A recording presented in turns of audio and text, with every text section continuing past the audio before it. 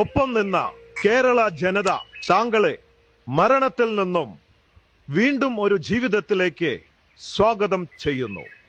എല്ലാവർക്കും എന്റെ സ്നേഹം നിറഞ്ഞ ബലിപെരുന്നാൾ ആശംസകൾ.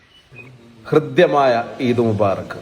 ഒരുപാട് കാര്യങ്ങൾ താങ്കളോട് വിയോജിപ്പുണ്ടെങ്കിലും മലയാളി മനസ്സുകളെ ഇതുപോലെ ചേർത്തിണക്കി കോർത്ത് നിർത്തിയ ഫറൂഖിലെ ഒരു പാവപ്പെട്ട കുടുംബത്തിലെ ഒരു ഉമ്മയുടെ കണ്ണീരിന് മുമ്പിൽ ആ മകനെ നാട്ടിലെത്തിക്കുന്നതിന് വേണ്ടി ലോക മലയാളികളെ ഒരു മാലയിലെ മുത്തുപോലെ അങ്ങ് കോർത്തിണക്കാൻ സാധിച്ചു. അതിന് താങ്കൾ നേതൃത്വം നൽകി.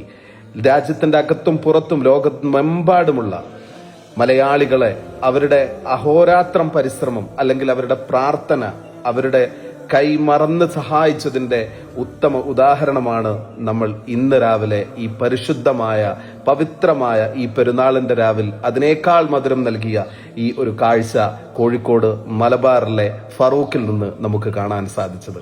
എങ്ങനെയൊക്കെ അഭിപ്രായ വ്യത്യാസങ്ങൾ പല കാര്യങ്ങളിലും ഉണ്ടായാലും രാഷ്ട്രീയ വേർതിരിവുകൾ ഉണ്ടായിരുന്നാലും ഇത്തരത്തിലുള്ള കാര്യങ്ങളിൽ നമ്മളെ വെല്ലാൻ ലോകത്ത് ഇനി മറ്റൊരു കുലം പിറക്കേണ്ടിയിരിക്കുന്നു എന്നതാണ് സത്യം. എല്ലാവർക്കും ഹൃദ്യമായ ഈദ് മുബാറക്.